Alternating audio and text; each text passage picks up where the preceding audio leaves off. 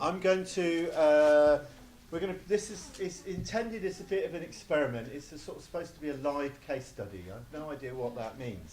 But we're going to have a go and see if we can do whatever that is. So I'm going to do a little PowerPoint. I'll try and keep it short to set up the project and what it is we're going to talk about. And then I'm going to introduce Dr. Lyle Scaines, who's the senior interrogator. Matt Wingate, who was the author of the book that we adapted for Curse City Dark Tide, and he was also instrumental in facilitating the writing group and the writing process. Helen Goss, who was a player of the game, but is also a interactive strategist. I'm a social media strategist and an interactive artist. Okay, interactive artist and social media strategist. And she was a player, so we've got her perspective. And we also have Joe Reddington. Joe teaches or runs kind of, how could you describe it? You don't know what I do, do you? Does anyone, Joe? Do you know what you do? Joe will get 12 people, put them in a room, and at the end of the week they've written a book and they publish it, amongst other things. And we got Joe in right at the start of our project to teach us a little bit about collaborative and team writing. And then we took that inspiration and tried to break his system and make it anew for a kind of a live storytelling, which I will talk a bit about now. So the project Curse City Dark Tide was a sandbox. It was funded by the Arts Council, but it was very much a sandbox experiment. None of the people involved ever made anything like a transmedia or experiential storytelling thing. And so we were kind of novices. Well, we were worse than novices. We weren't even novices. So myself and some of the other people I work with in Portsmouth, we've been doing lots of different kinds of art projects over the years, and they kind of tend to be cross arts, interdisciplinary arts. So we have all sorts of different artists working together to put on events, and we were interested in trying to find ways of narrativizing that and turning it into a story without losing the input and the value of all those different artists. And we thought that maybe transmedia or experiential storytelling might allow us to bring in spoken word, fine art, performance, immersive theatre, and all these things together. And that was the sort of thinking. So we wanted to find out what transmedia is. We wanted to find out what the practical strategies for delivering it would be. I mean, I've been making films for some time, and they are kind of sort of pretty much linear experiences, creating linear content, and what we were intending was entirely non-linear. And importantly, we wanted to do something that was collaborative and involved people from the community, people who perhaps had not worked in a space like this at all, and teach them how to do it. So I was the creative producer, Matt was the author and story editor, and we also worked with someone called Gundula Bruin as a musical director, but more on that later. Our story world was a novel by Matt. It's set in Portsmouth. It's a magic realist tale. Go out and read it. It's a great read. The nice thing about it is that it had been out a year or so before we came up with this idea, but it had kind of excited the interest of local people, and it was a contemporary tale, and we felt that we could kind of work with that and develop something from that story world. At the time, I'd been kind of messing around with ideas about no theatre. And not that I'm an expert in it, and I've been sort of researching it a bit. Had this idea, I wanted to do something called no dining in a Japanese restaurant. And so I kind of started to play with this idea of the structure of no stories. And with no, you have a traveller who arrives somewhere, meets someone that later turns out to be a demon or a spirit, and through that encounter, that spirit is released or is allowed to move on. And in Matt's book, we have Danica Kravich, who's a traveller, a wise woman, and we learn later as a witch and a musician. And we have this lady, Jane Downey, who in the book plays an important part in the backstory, though we never really meet her, because in the book she's dead. And so we felt, okay, so we've got a white traveller who arrives somewhere, Portsmouth, and there's a ghost there, and the whole story is about this ghost. And then there's this trickster figure who's in the book, who we kind of brought out as someone who was kind of trying to create a situation to satisfy their own agenda. So we took these three characters from the book, and we developed this idea: arrest the spirit of a murdered woman, hunts for victims in a quiet seaside town, and we created Curse City.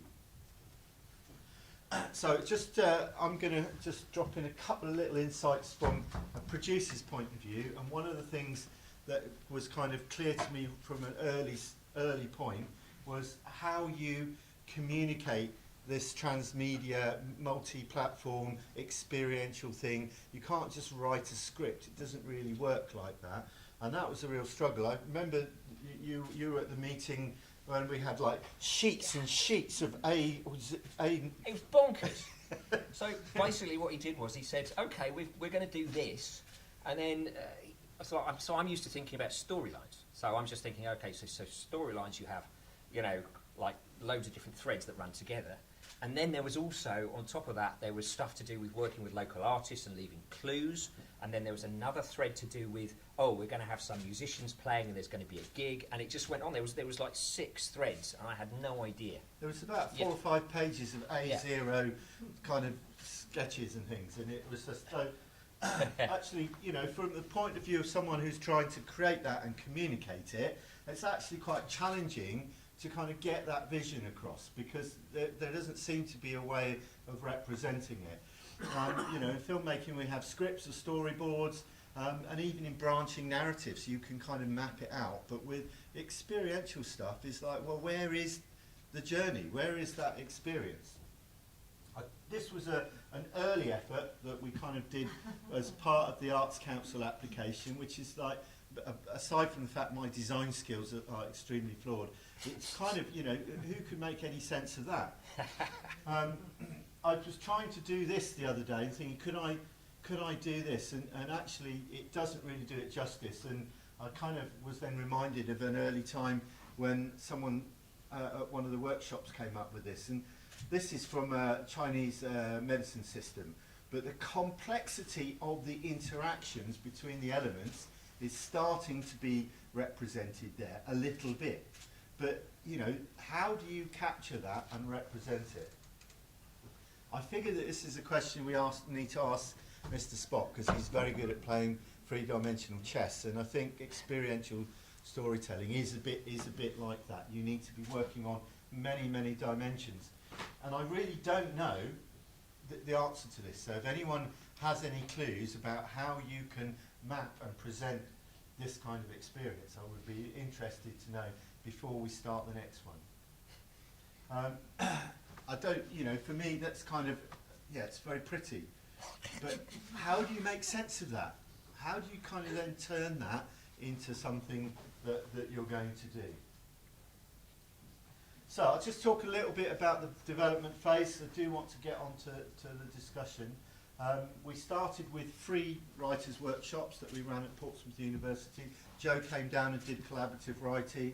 Alison, who's over there, Alison Norrington, came down and introduced us to storytelling, transmedia storytelling, and this was all, you know, and Alison's involvement, Mark's involvement, and Joe's involvement. This was all came from the Arts Council funding. So we set up, these were public workshops, and we had 20 or 30 people at them, and out of that we then sort of generated this writers group of people who were committed, or perhaps should have been committed, I'm not quite sure. But this became our core writers group, and these guys started to meet over a regular period of time and develop this story idea. They created these characters, Andre, Amy, Connor, Carries, Kat. I'm having a flashback. They created these characters, and we set up a Facebook group called Against the Tide, and these characters all had Facebook profiles, and these people were in and part of this group.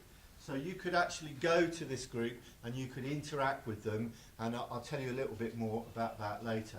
So this was kind of a cast that we created in this story world, although don't forget we still had these 3 other figures. Early testing talking to people and kind of communicating with people about our ideas, and said, well, actually what people wanted to see in this story, they wanted to see this character Danitsa from the book playing the violin. So that set up a particular constraint in that the actress who was going to play that role had to play the violin. And we found a fantastic actress in the end, and who did an amazing job. But that became the goal. The end of the story was going to be some kind of performance. And in the end, what we did is we created a ritual which summoned and released the ghost. So our runway phase, kind of moving into it. First thing we did, we set up this character. Lisich from the book became a street artist and started putting up street art all around the city. And the idea is that the street art all has kind of codes in it, and if you go on, and it's kind of all hashtagged. So if you go to the channels, it's leading you into the story, leading you to the Facebook group and so on. We also we commissioned an artist to create tiny models of Lisich and Danitsa, and we put them into Southsea Model Village. And interestingly, this is kind of a bit of a legacy for the project, is once we started talking to Southsea Model Village about creating miniature street art on their buildings, by the time we actually got down there to do this, there's the models there. There's the Lisich model and Danitsa, and you can see the little bit of street art we created to put up there. But by the time we got down there, all the local street artists in Portsmouth had already been down there and doing these tiny little street arts all over it. So now I think Portsmouth possibly is the only city in the world where you can do a model village street art tour. So that's a good bit of legacy from us. Sometimes these unexpected things come out of it. Also, I'm just going to mention that sometimes the producer fills in when nobody else is available. And because we struggled to find street artists that would actually work with us on the way that we wanted to, I ended up becoming the street artist and doing a lot of the street art, including going out and pasting it up at night in a fox head. But another unintended consequences of this is that I'm now an actually internationally recognised street artist with street art up in Melbourne, Lisbon, Shoreditch, and so I've got now an audience. I have to kind of serve my audience now, so I have to do new street art. Yeah. We also got a huge amount of media, local media. They were really great. They loved what we were doing. We got a fantastic spread. But what I will say about this is local media coverage doesn't generate engagement. It might generate reputation, and it might get people to talk about it, but it didn't translate into any kind of engagement at all. So, while it was a good thing to do, it didn't really, it didn't kind of work. So what we did when we launched, we did a number of things. We set up this call to action, which is we were marketing to all sorts of different places. We released this Dark Tide Dossier, all these short stories that people in the writers group had written that were backstory about all these terrible things that were going on and these conspiracies about what was causing these things going on in the city. We commissioned a local artist, a proper artist, not me, to create some Free Art Friday material which we put out around the city, and we got involved with an exhibition that was related to Matt's book, where people have been invited to create work inspired by the book, and we kind of put some art in there which it had sort of secret codes in it, and we also invited some of the actors to come and sort of make an intervention and be at this event. I'm going to just talk a bit about that a little bit. And so people who came to the opening, Danitsa was there. She was busking outside, and then later she came into the exhibition, which was for her as a character was an extraordinary existential moment. It's walking into a gallery, and it's all pictures of you that have been painted by local artists. And so, as character, she was really freaked out. And we also had Lisich, our trickster, who was kind of manipulating things. And I was a bit cruel to Matt because I said to the guy playing Lisage, I said, I want you to accuse Matt of being a figment of your imagination rather than the other way round. So we kind of had some fun with that. The live phase, this is quite a sprawling thing, so I'm going to just pick up on some of the key things. And the most important thing that I really want to talk about is this Against the Tide Facebook group. We ran this group for 28 days, and during that period of time, the writers stroke virtual actors kind of told this story. And that involved them working with pre-scripted stuff, but also improvisation and interaction with the people who joined the group and participated in the story. There was lots of gameplay interaction. We set challenges, treasure hunts. We had things going on. You had to go and collect things from local coffee bars. There were other events that we were staging where you could come back and bring things together. The main puzzle was these stolen tarot cards. At the opening of the exhibition, this set of tarot cards went missing, so you had to go out to the coffee shops to find the tarot cards. I can't remember how that happened, but basically in order to find the tarot cards you had to solve a puzzle which took you to this TripAdvisor page which had all these coffee bars and reviews of these coffee bars and saying go there, go and get the cards. You go and get the cards, bring them to an event we did at a local pub as part of Darkfest, and you could match them. And here we've got one of our actors is there playing a part, helping them not helping them solve the puzzle, but hopefully helping them misdirections and so on. Anyway, that led to another puzzle where you could go and get this spell kit from a local herbalist, and the instructions on there told you to go down to the seafront and actually cast this spell and take photos and video and post it, and there would be kind of rewards. People were being rewarded with gifts for interaction. So all of this led to a final performance where we worked with this woman Gundula Gruen as a musical director, and she runs something called the Balkan Village Band. Our character Danica was from the Balkans and played that style of music. So she created a whole kind of piece of music with this workshop orchestra. Again, they're not professional musicians, it's a workshop orchestra. We cast it and created this ritual, and I'm just going to show you, it's only a minute or so long, I'll just show you the highlights of the thing, if it's going to play. It's not going to play. So, anyway, you miss out. It was very interactive. It was. And moving, really, I cried. It was really moving. I wasn't the only one that cried. You're making me feel bad for finding this funny. I can find it on YouTube very quickly.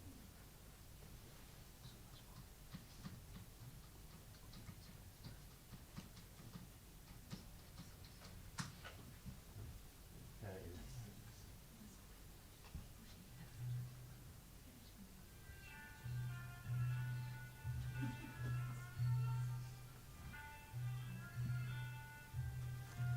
Doing the lights down there.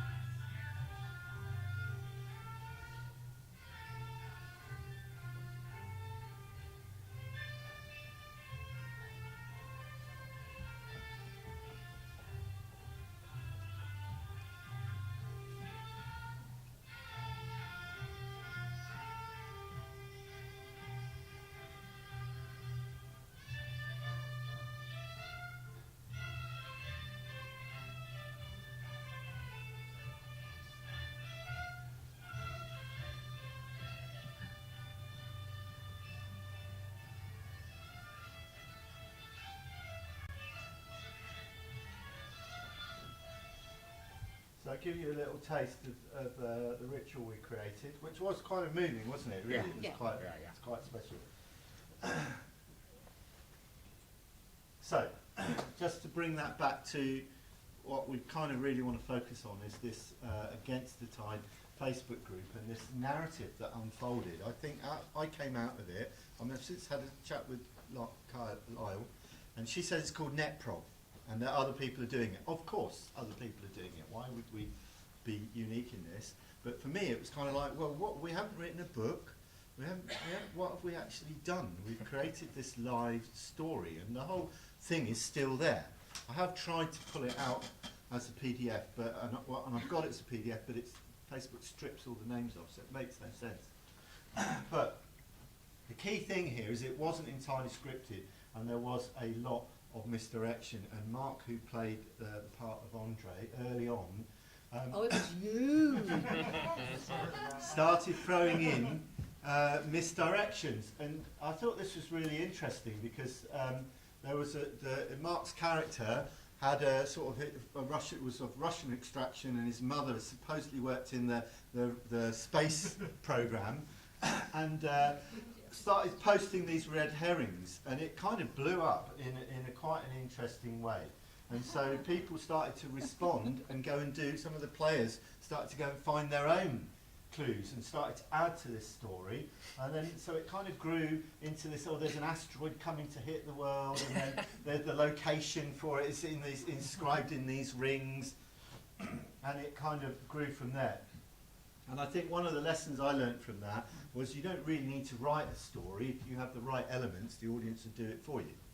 And I think that is kind of a really interesting way of framing narrative, that it's almost like if you have the right bits and if they are kind of resonate with each other, then people will create their own story and they will find their way through it. And if they are engaged, the way some people were in this, they will then go and start their own research, and then you've got this huge conspiracy theory going on.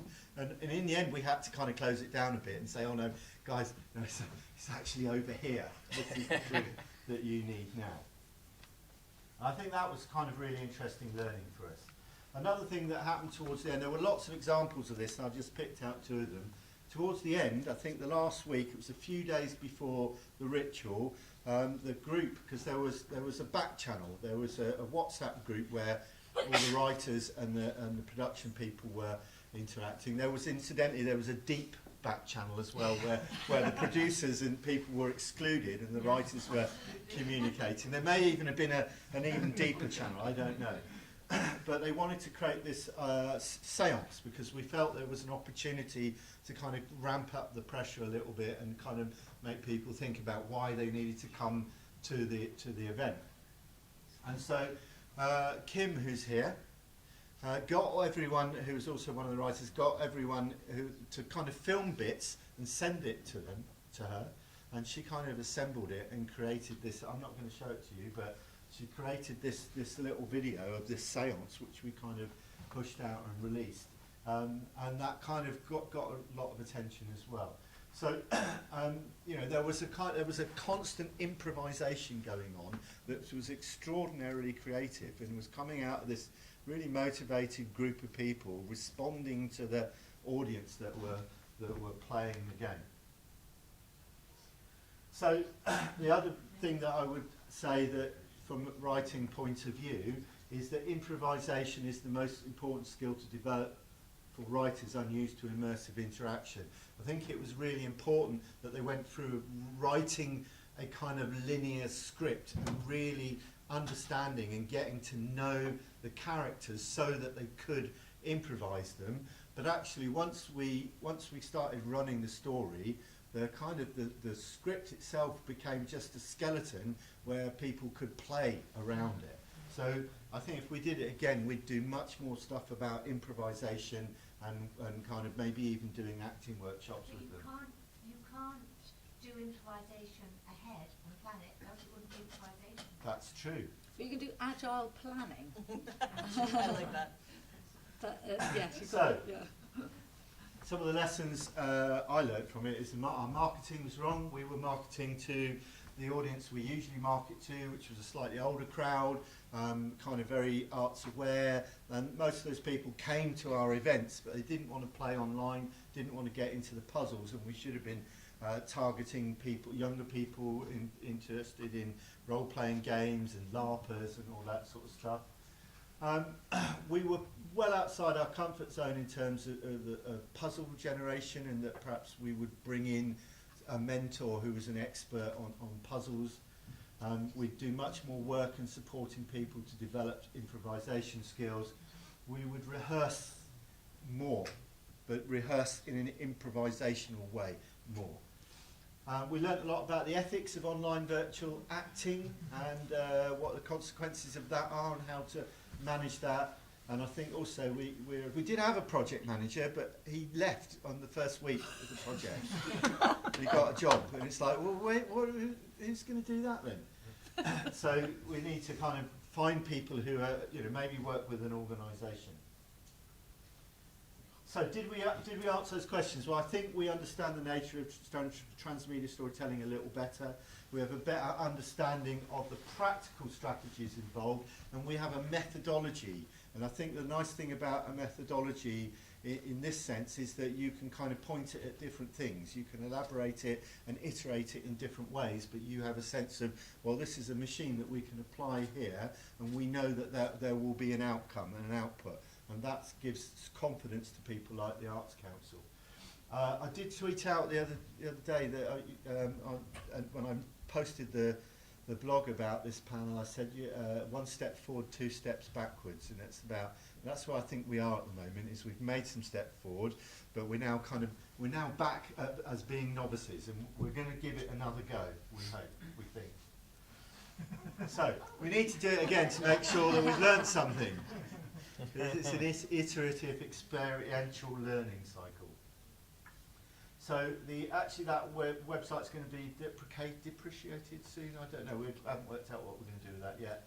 And there's our sponsors, and that's it for me. So I'm going to just take a back seat now, because actually I still feel really close to it. I have no distance from this project yet, and so I kind of thought, well, let's see what other people think about this project, some of the people who are involved in different ways, and we've encouraged Lyle to interrogate, probe, and ruminate, maybe. So I hand over to you guys. All right. There are a lot of questions that I'm interested in asking that Roy sort of touched on a little bit in his talk. But I'm interested in that we've got the sort of original writer of the source text, we've got a player in the text, and we have someone who works a lot with collaborative teams and sees how they interact with these types of stories.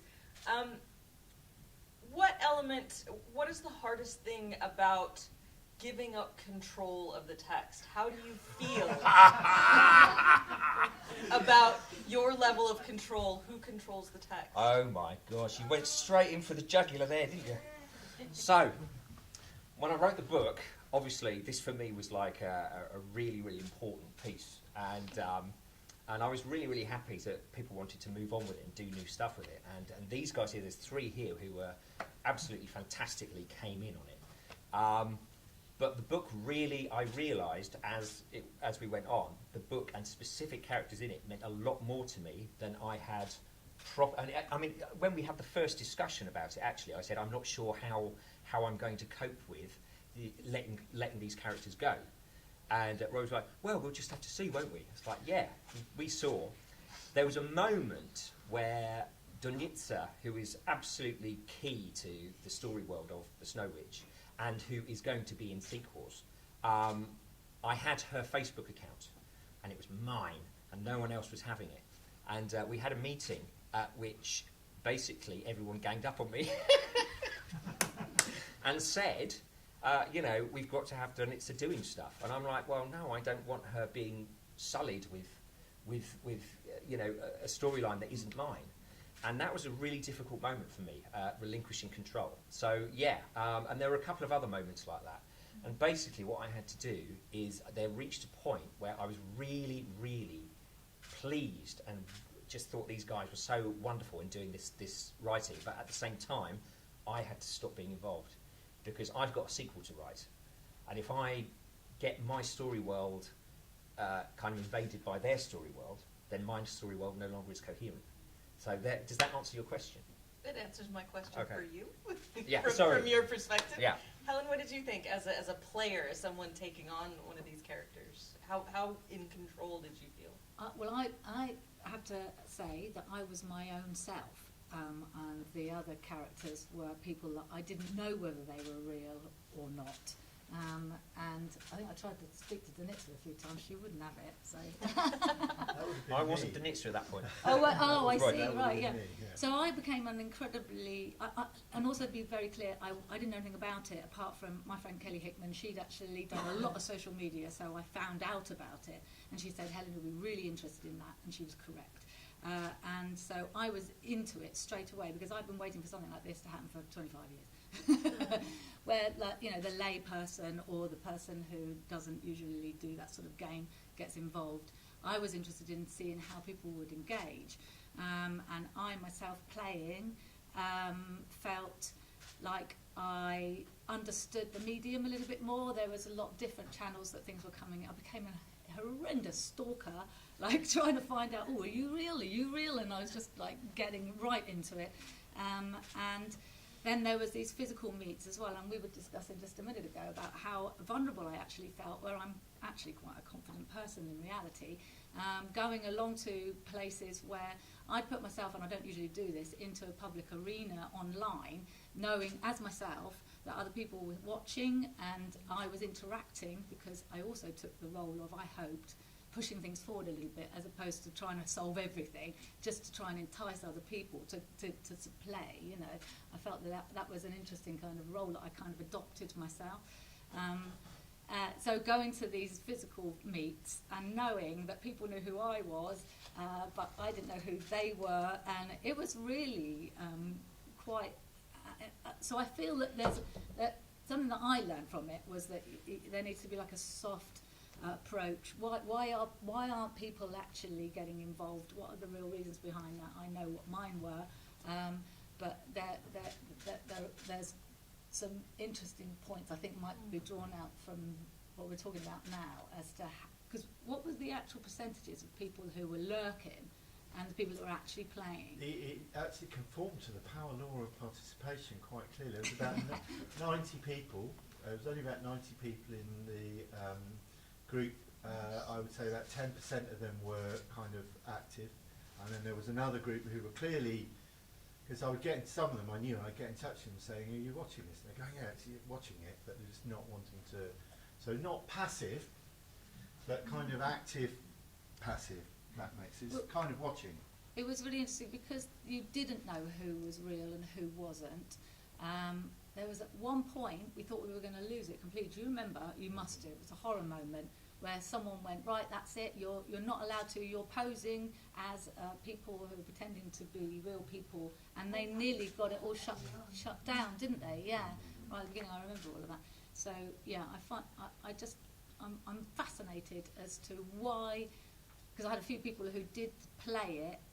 No, they lurked and they didn't play it. I said, why not? And they said, because I was a bit confused about what was going on. They're really familiar with the platforms, so that wasn't a problem. And they didn't have enough time. So I think that there was a level of commitment that people felt that they had to give, which could maybe be overcome by a better, like you were talking about Facebook and how everything just disappears off the bottom of there's no way of being able to pull out information. So maybe if people who have solved clues can then meet new people that are coming in, and you've got some sort of like sub-narrative, is that the right thing to call it? I don't know, where you've got clues that people can pick up on and then feel more engaged. I don't know. But I think there was a lot of fear, especially from, I don't care about looking a fool, I'm past that now, but the fear of looking a fool for some people, or being seen in an environment where you are quite usually in your own bubble, you know. There's some things to talk about. On that, if Facebook had shut you down, did you have a backup plan?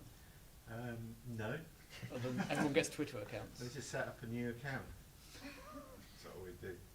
No, we didn't really have we did have we had an informal policy which kind of wasn't followed, and when that happened, we wrote that up and published it and said to everyone, you must follow this policy. And it was kind of saying, the idea was if you come to the Facebook page and you then get an invite into the group, you're choosing to join the group knowing that you will encounter virtual actors.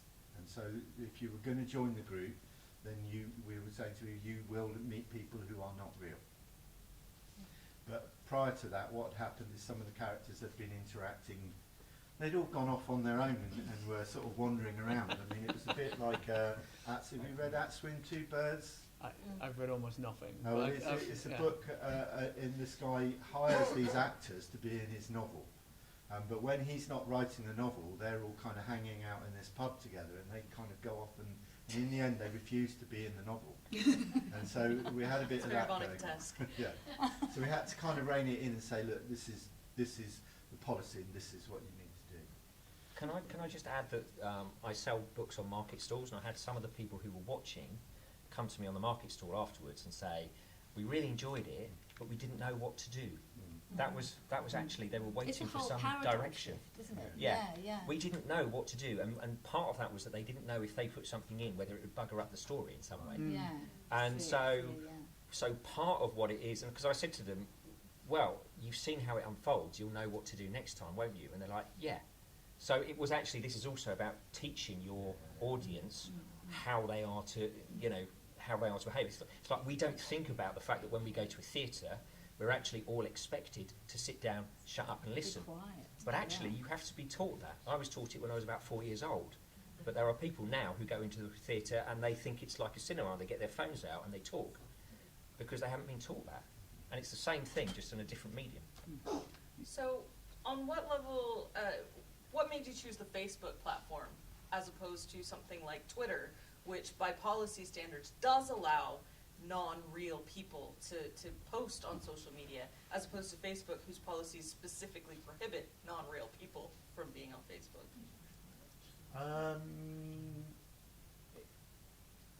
It's a good question. I don't know.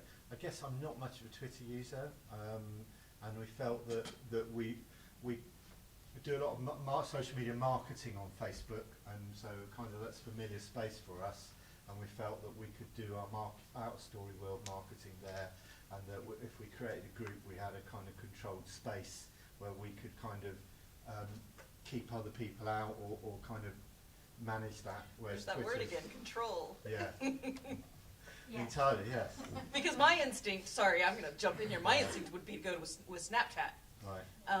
Because it is evanescent, and yet it's very image-based, and it can build stories. And then you could take that Snapchat story and post it on other social media, but you also have a different demographic.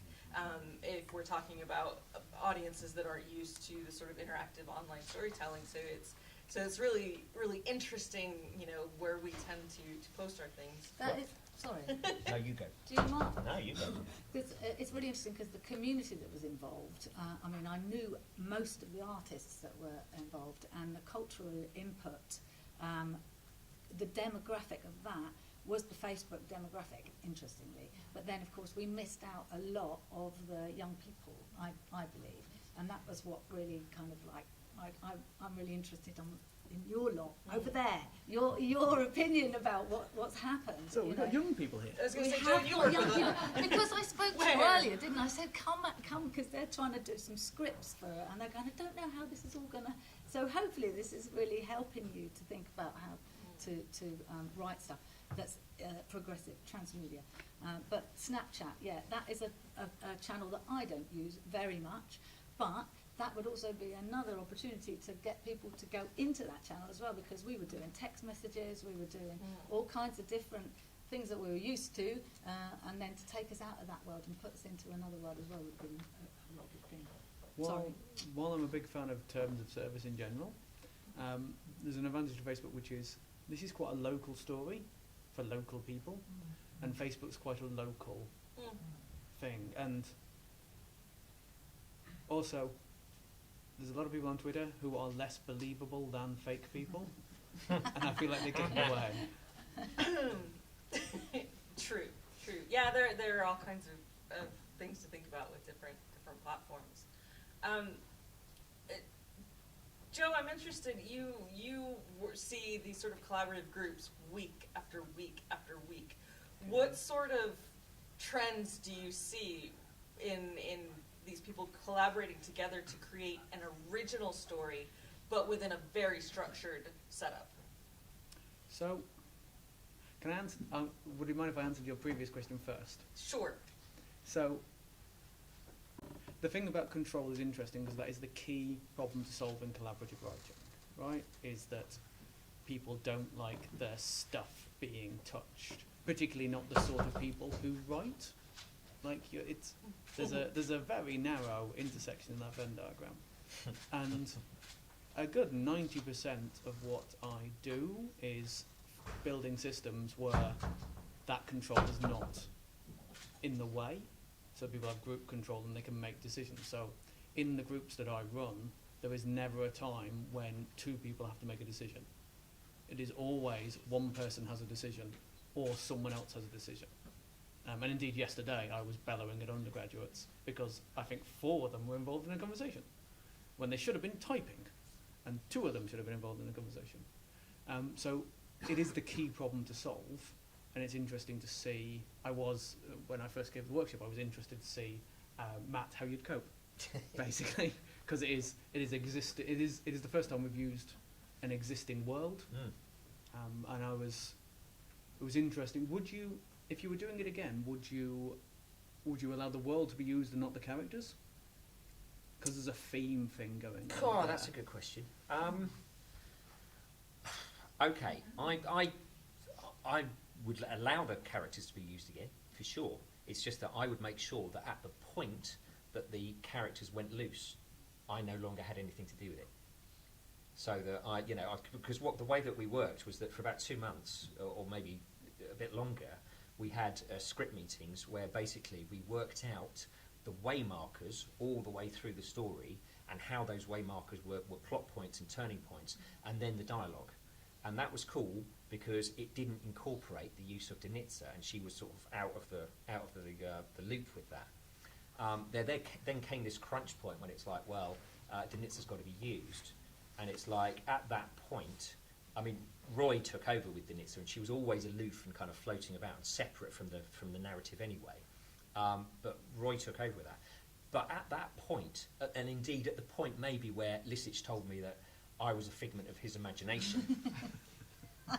At that point, perhaps I should have stepped away at that launch point, because what was happening was I was kind of going, but this doesn't fit my world, and that was a real problem. But it fit other possible story worlds in the quantum storytelling realm. Sure, just not mine. Just not mine. Ego.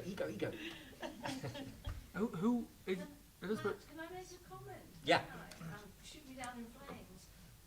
I was involved, as you know, with the exhibition, and I had lots of friends that came, and there were hundreds that came to that exhibition. Sure. And what you've just said, what made me think, because none of them followed on with the story that you put forward, Roy, and the reason they didn't was because they were totally engrossed in your story, and then there was this side story, and they didn't know how that one linked with that one, and they said, don't know what that is. We know Matt's story. That's good. So they didn't know how it followed on, and there wasn't enough publicity around the two. And for me, that's why I felt it didn't move forward.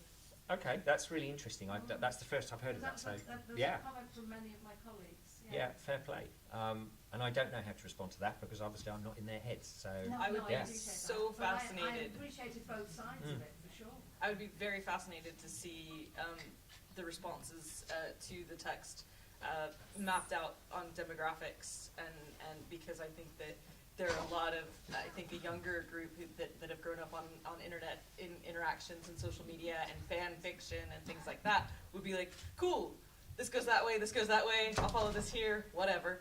And then add my own, whereas I think those of us who've been enculturated of, the notion of authority and authorship and auteureness will, have a lot more investment in that sort of control. And can I say, though, that it's not about being an auteur. It's not about that. It's about the fact the story unfolds a particular configuration which is psychologically healing for me. And that's why it's not about me going, oh, I'm an artist, darling. It's about saying this story feels like my truth, and so actually to have someone come in on that story for me is actually psychologically destabilising. So why publish? Because I don't listen to what people say to me afterwards. So have you found this as a very healing process? Yes, absolutely. Cathartic, The whole story was written. I'm trained in hypnosis, and the story was written as a kind of auto-hypnotic healing process. Right.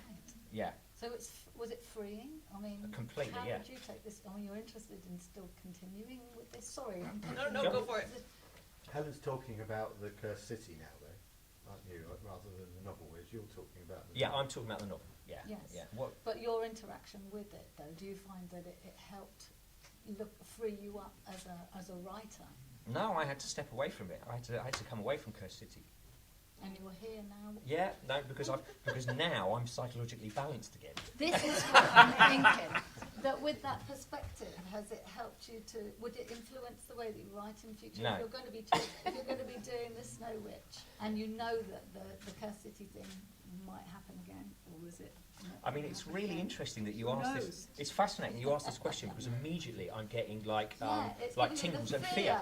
Yeah. I'm sorry. No, it's all right. It's all right. I mean, it's really interesting. But isn't it? Yeah, Yeah. it really Yeah. is, isn't it? And it's because it challenges the writer as Yeah. we know it, and that's your personal space, Yeah. and we've completely invaded it. No, and it's done whatever we wanted to. It's totally cool. It's Good, fine. good. I'm so glad.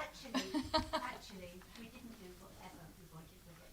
We had Sorry, a okay, fair very precise Of course. mandate for a start, where we didn't take Matt's characters, and then Danitza did actually come in at the end, and we put her back in. I at the see. end. Yeah. But all of our characters were our characters. Yeah. They weren't Matt's characters, Uh-huh. and the world wasn't necessarily Matt's world.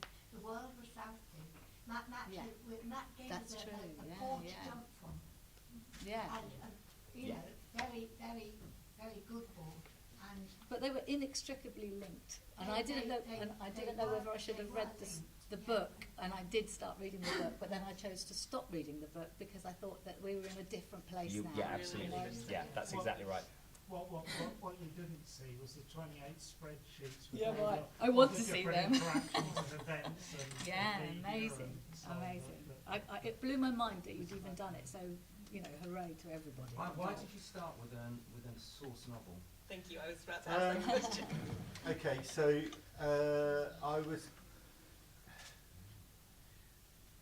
I was kind of sort of reading about transmedia and trying to get understanding it, and actually it seemed that a lot of the kind of experiential storytelling things I was looking at were kind of adapted from, or kind of spread or split off or unfolded from existing story worlds.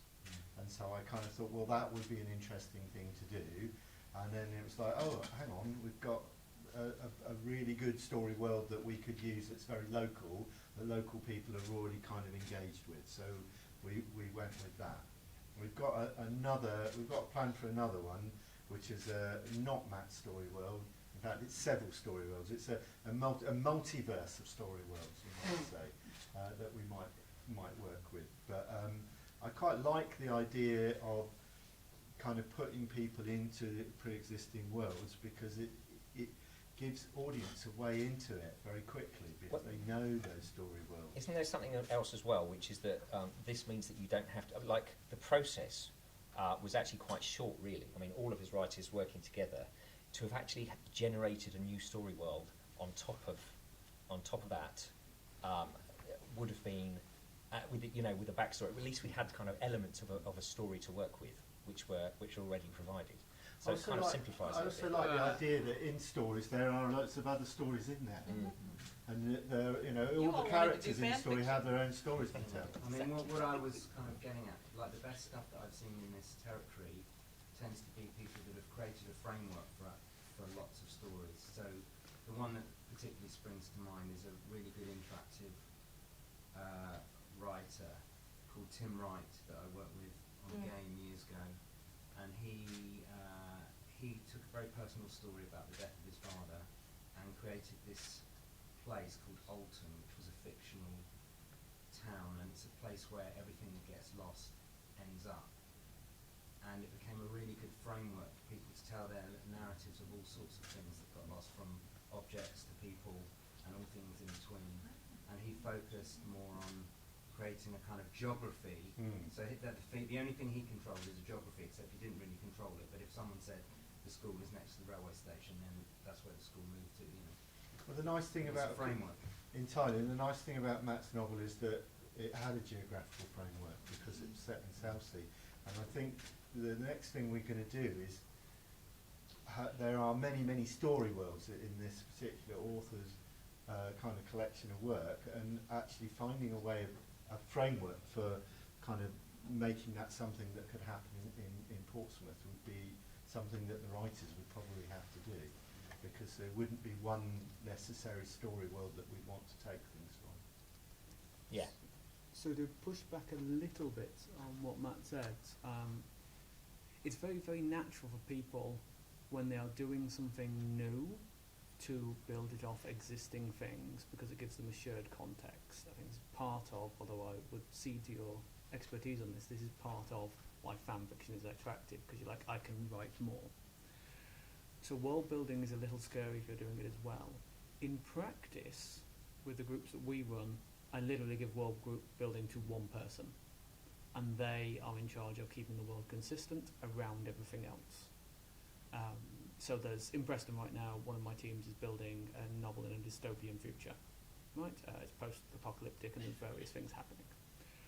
And there's one person just in charge of making sure it's properly post-apocalyptic. They're doing various scenes and so on. I could, if I wish to show off, I could ring up now and say, there's been a change of plan, you can't do post-apocalyptic because of this news story, you're now going to have to set it in the Wild West. That could be changed for publication on Friday. And that's a thing that's really hard for my writers to take on board, is that and you guys know this in the front, but this is, the story is very much, is to get the writers to understand that the story is not a product of the world is what the story needs it to be to work. And there is an art, particularly in RPG making, there is an art to producing a good story world for writers to work in, and for people to produce that art, but you really can you can warp anything to anywhere. And it is not as hard as, it is nowhere near as hard as people think it is, choosing a world.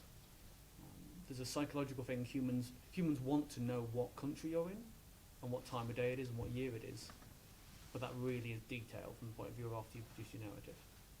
And basically, how big is your special effects budget? Joe with our structuralist perspective on this story. I love it. I've heard similar things from Lance Weiler, who works from the Columbia Storytelling Lab in New York, who builds stories like Frankenstein AI and did a Sherlock Internet of Things adaptation. And he talks about the same thing, that he likes to take things from public domain that people already know, because you have a built-in audience. And so they're already familiar with the story and they can jump right in. And so that there's a given new effect. So that the story they're not having to figure out the story. They know the story. So the technology and the new type of storytelling can be, they can focus on that and how they can, how that changes things. But he also talked about the first project that he did, Pandemic 1.0 at Sundance. And it did so many of these things with lots of different channels. It had puzzles, it had cell phones that once people online figured out a puzzle, they would call and someone at Sundance would pick up and they would pass this. And there was a film and there was game and there were treasure hunts and all these sorts of things. And he said that actually what he learned from that project was that it was too much. Was there any feeling like, out of all of these different channels that you had in terms of storytelling, where you went, actually, we bit off more than we could chew, or this is more valuable in the future for projects, or would you want to do more? What do you think, Anne? As a player, I found that absolutely exhilarating. I loved jumping from one thing to another. And what was really fascinating for me was at the point where we solved actually it was one of the another player, wasn't just me, that solved a puzzle that gave us a telephone number that we actually used a mobile phone, and we all got text over a period of about 6 or 8 hours, and over an evening. And that meant that a lot of people could catch up and get involved, and it was using a medium that they didn't feel so threatened with. Maybe, I don't know if it was that. But getting a text to your own phone from the we thought at the time was the protagonist was thrilling, you know, and you'd say something back. But so sorry, I know it was you now. So but you know, what was the question? Did you feel like you knew the whole story? Mark was one. So the next day's Facebook writing depended on very much on how people like Helen were getting on with the clues or were interacting. So sometimes, I think I'm not an early person at all, but you and Christine sometimes were on there about 6 o'clock in the morning, weren't you? And I was on there till about midnight, because you had to keep following all the different threads, because people answered on different threads. It was quite emergent as we went along, you know, and we were happy for it to go different directions. Yeah. Like when I was putting in all the red herrings, suddenly realising, oh, actually, it's getting a bit too big, this red We had to herring. draw that And I back in, killed it, didn't we? you know, Yeah. like 1 minute to the next, I just killed it. Weren't you actually at one point posting, "This is a big scarlet fish," to let people know that it was a red herring? They weren't getting that at all. Oh, that fish, all the way from Russia. But one of the people like Helen that joined in, Mark put his red herring in, but didn't actually say red herring. It was just a red star, and it was supposed to be red herring. That was the clue. It was a red herring. But somebody had got immersed in the ocean in Russia with all these secrets, and gradually climbed along the seabed until they got to Portsmouth and landed up in Portsmouth Castle. I mean, it was absolutely amazing. Yeah, I mean, we knew where we were ending. We knew how the end was going to be, but we certainly went in and out quite a lot. And there were quite a few bits that we put in, because sometimes people would solve clues very quickly. I mean, the first few clues, we were amazed that was supposed to take them 5 days to do that, and it took them 2. So we put quite a bit more in then. And at the end, we decided to ump it up a bit. We put one of the characters going completely ballistic and the voice following up. So we made all that up on the, well, It was brilliant. I think You were all great. One final answer from our panel, and then we'll wrap this up. But I think this has lots of legs in it still, this discussion. But Matt, go ahead. You asked me why publish, and I kind of panicked answered at you. Why publish is very simple. It's the only writing is the only thing I know how to do well. So this is how I make my living. So yeah, so that's a kind of difficult track that I'm on. So yeah. So as a prose writer, you don't worry about the reader. It's not about that. I do worry about the reader, but with this book in particular, it depends. There are some pieces of writing that I produce which are performance works. They're there to entertain. This was to entertain, but it was also something that I personally was working something out. So yeah, it's a really fun. This one in particular, and I think that's why it spoke to people. Very wound up in sense of self. Yeah. Okay. Great. Could I just ask one question? Is this the modern form of the sequel? Maybe. Yeah, quite possibly. Although it's not going to be the sequel to my novel. In the trajectory, the curse, the Snow Witch, it's like a little end piece between 2 novels. Yeah. I think you talked about it being a little moment between 2 novels. So, yeah. Excellent. Well, thank you very much to our panel and to the audience members who participated. I'm sure we'll have time to ask questions and things like that during the break or afterward or on Twitter or on Facebook or on email. And thank you, Lyle, for taking part.